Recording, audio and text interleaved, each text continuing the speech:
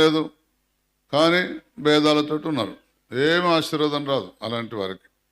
మనందరం ఒకే శరీరం. చెప్పండి, మనందరం ఎందుకొరకే మీరు ఒక్క శరీరముగా పిలువబడితే, దీన్ని నువ్వు పెంతుకొస్తు కాదు, పో అని నరికేస్తావా?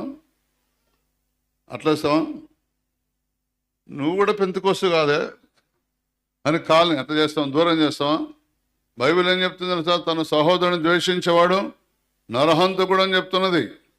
మీరు ఇప్పటి నుంచి ఎవ్వరు అందరం ఒకే శరీరం అనండి. అందరం రక్తంలో కడగబడ్డ మనందరం ఒక్క శరీరమే అనండి. రక్తంలో కడగబడ్డ మనందరం, యేసు రక్తంలో కడగబడ్డ మనందరం, యేసు వాక్యంలో కడగబడిన మనందరం, యేసు ఆత్మలో కడగబడిన మనందరం. మీరు కనుక నిజంగా ఆ ప్రకారం కనుక జీవిస్తే ఈ రోజు నుంచి